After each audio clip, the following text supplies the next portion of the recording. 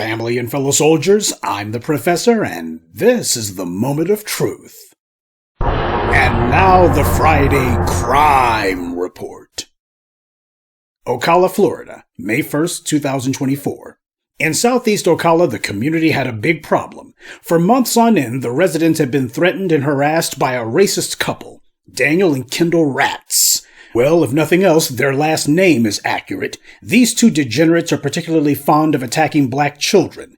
In one reported incident, they verbally abused a mixed-race child practically every day for 2 months. And from the reports that made it into the white media, it was the wife, Kendall Raatz, who was the more active of the racist duo. She used a megaphone to call this child everything from a slave to a racial slur. You heard me right, this reprobate Kendall Raatz used a megaphone to shout racial abuse at a child. Now that should have resulted in an immediate arrest, but the police protect anti-black racists. They protect hate criminals, mainly because the police are hate criminals themselves.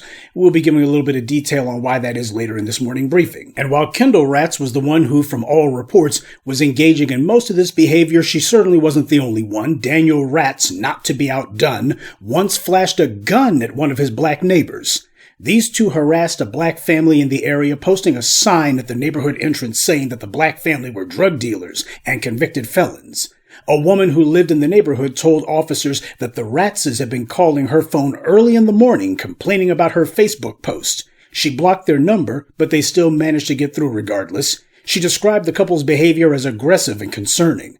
Well, that's putting it lightly. Now, with the police allowing reprobates like this to remain on the loose, you can't possibly have a peaceful neighborhood. So it was no surprise at all that on May 1st of this year, the Raatzes were at it again. Those two actually have children, believe it or not. Terrifying, I know.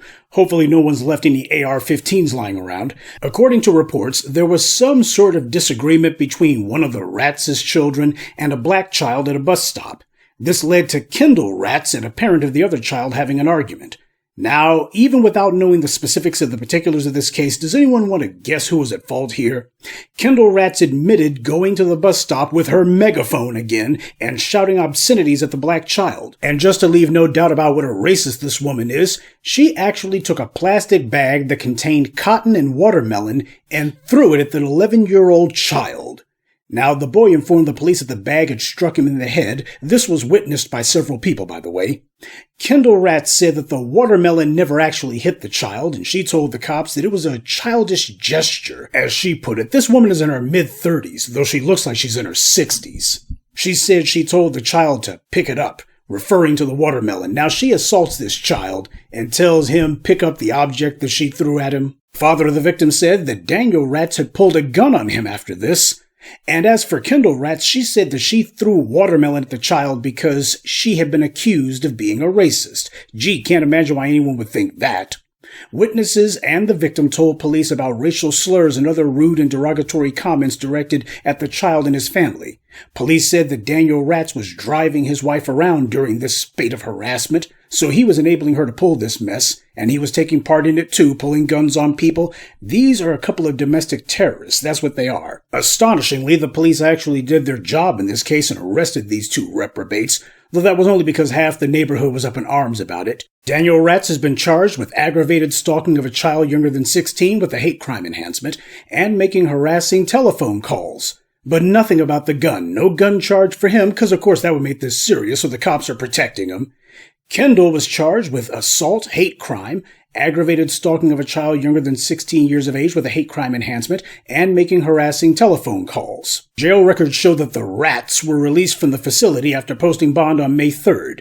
Their lawyer's some shyster who's claiming that they're innocent. He makes no mention of why this shrew was using a megaphone to scream racial abuse at the children. Black children are the favored targets of these hate criminals, and we have to make it a point to start charging a heavy price for that. But understand something, it's no accident that this happened in Ron DeSantis' Florida. This is Christopher Rufo. This is the Rufo effect. This is the effect of all of that anti-black racism that Ron DeSantis and Rufo and the others would be spouting with their constant anti-black rhetoric. That's what the result was meant to be. They want to encourage as many hate crimes against black people as possible. That's why they go out of their way to write laws specifically meant as some sort of political response to black people demanding the right not to be killed. And on top of that, all of that, we're fighting back and endorsing lies claiming that slavery was a good thing and all of this garbage. They know exactly what this is. This is white supremacist encouragement 101. And it's not just being done so that the little reprobates can have a warm fuzzy. They're doing it specifically for the sake of encouraging violence. That's the point that they want to reach. And that being the case, black people need to be ready to respond to this stuff. We'll continue with the moment of truth in just a moment, but first, a word from the official sponsor of Black Empowerment, Power Tools. There's no telling when something's going to come up, so make sure you carry your power tools at all times. You never know when you're going to need to bring the hammer down, or when you'll have some trash that needs to be blown away, or some obstacle that requires cutting down. Don't get caught empty-handed. Keep your hammer close by. Keep that leaf blower at the ready, and always carry your steel. Power tools. Because no matter what your day job or side hustle may be, there's no excuse for not being ready to put in some work. You got these racists targeting black children. How in the world do you let these racists sit here and harass a black child for 2 months like that, running around with megaphones and such? And then you see these scumbags at a bus stop harassing your child. That's not the time to be showing up and saying, I'm sure that these clowns with the megaphones and throwing things at my kids and the guy holding the gun, I'm sure that they just want to talk. And that's an enormous problem with black people in this country altogether. Too many black people think that they're going to shame these savages into civilized behavior. You can't shame a white supremacist. They have no shame because they have no conscience. A white supremacist cannot be shamed, they cannot be reasoned with, and they can't be reformed. They can only be punished. These reprobates have been engaged in this racial terrorism for so long precisely because they know the police are as bad as they are. This is the result of racists protecting other racists. But of course, the white supremacists will falsely claim that none of these things constitutes racism because with them, nothing ever does. And they'll also claim that the arrests weren't necessary because for them, obeying the law never is.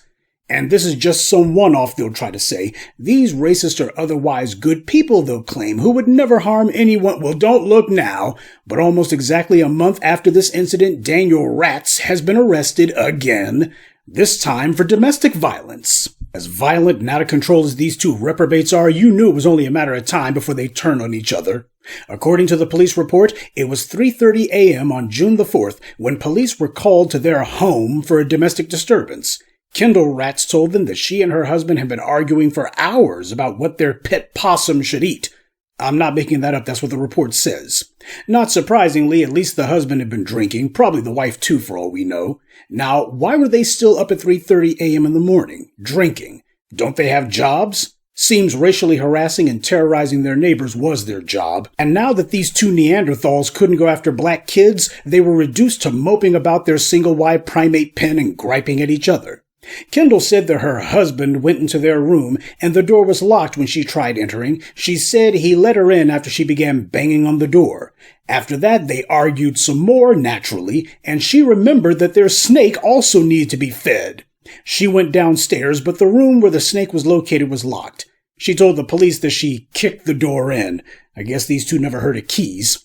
She said while she tried to fix the door, her husband came downstairs. She then claimed that her husband hooked his arms around her neck, dragged her to the ground, and held her down. She said that he had accused her of attacking him with a hammer. Police talked to Daniel Raatz, and he said that he had only done it because he was worried that his wife was going to break more things. All of this over feeding their pets, though it sounds more like a zoo. Then again, that makes sense from what we've seen. The possums and snakes aren't the only animals in that house. Of course, Daniel Raatz pleaded not guilty to this latest charge, just like he had to the ones a month before, and his lawyer is now trying to spin his client's latest arrest, which is the second in 1 month. The judge told Raatz that he can't have any contact with his wife, possess any illegal substances, or possess any weapons or alcohol, and that he cannot return to his residence. And just to make sure of that, the judge revoked Raatz's bond in the neighborhood case. So, at least as of last report, he remains behind bars. Now, both he and that wildebeest he married belong in a cage. She should have gone to jail right alongside him because she's also in violation of the terms of her bail for the original hate crimes that these two had committed. And this latest putrid fiasco is exactly the kind of lobotomized lunacy you would expect from these racist kind. All they're missing is a banjo and a moonshine still. Ordinarily, I would say that Daniel's lawyer will have a hard time explaining this away in court, but let's get serious. This isn't about evidence or even the law. This is about racial privilege. That's why these scumbags were allowed to run around acting like this for so long. One of them only got in trouble when he was accused of attacking a white person. So you got these two Deliverance cosplayers who are attacking black children, pulling guns on their neighbors, and terrorizing the place, and they're allowed to do it for years. But let these two inbreds have a spat, and they arrest them the first time. Anti-black violence is a protected crime, just like the perpetrators of it. You and I call them inbred racist degenerates, but Ron DeSantis and Christopher Rufo call them their base. But there's also another reason why this goes on. The police are protecting hate criminals, and it's documented. 3 years ago, a number of civil rights groups came together and compiled a report about how the police themselves document hate crimes. Since white offenders are the vast majority of hate crimes perpetrators and black people the overwhelming majority of their victims, it's common sense that the police would document that whites are the majority of the perpetrators of hate crimes. But these groups looked at the way that the police document hate crimes and they found exactly the opposite. When you looked at it, you saw that the police intentionally censored and skewed their own hate crime documentation, and for the most part, they only document a hate crime if the person being accused is black. That's right. Police are the ones whose numbers the Justice Department uses when putting together their crime stats that white supremacists are so fond of misquoting and lying about. But you can't trust the numbers because the police are not trying to accurately compile the data. They're trying to justify anti-black violence and to conceal their own. When you have a situation where black Americans are being listed by law enforcement as the perpetrators in hate crimes at a rate of 3.5 times greater than the size of the state's black population, that means the racists are not even being subtle about their lies. And then we get the white supremacists who claim black people are doing this, black people are doing that. And they point to the phony, fraudulent numbers provided by their fellow racists in the police. And most states don't even report racial demographics of alleged hate crimes offenders, nor do they report any hate crime data, and this also includes California. Of course, police are lying about the perpetrators of hate crimes because the police are among the worst hate crimes perpetrators, and they actively work to protect their fellow racists. But hey, white privilege doesn't exist, and the police are not institutionally racist. Those are just lies that black people came up with to cover up their own criminality. And the police as an institution aren't just a gang of anti-black racists. They're good people doing a hard job. Yeah, telling all these lies about black people and murdering black people in the streets, it ain't easy. This incident and the way the police deliberately ignore white hate crimes perpetrators, who are the vast majority of the offenders, is the reason that we need an anti-black hate crime law, and it must be one that has strong civil powers so that we can go after these reprobates ourselves, including these racist police departments. These creeps talk about law and order, but they're the criminals. What they believe in is fiat and control. The white supremacists violate the law constantly. They ignore everything from traffic laws to property laws to murder laws. And that being the case, when you see black children being threatened by these reprobates, you need to make sure that you're prepared to protect yourself and to protect them. Or you can wait for the same cops who claim that only black people commit hate crimes to do it for you. But I think we all can admit that when it comes to the police and hate crimes, we all smell a rat. And that's this week's Friday Crime Report. Keep your eyes open and stay on alert, because there's a lot worse criminals out there than the ones the white corporate media chooses to show you. Good day, and be one. I'd like to take a moment to mention some of our contributors: Brett Wellington, Keith B., William, Gwendolyn Langston, and James Porter. Salute to them and thank you to everyone for listening, liking, and sharing this message. Black empowerment only exists because of you.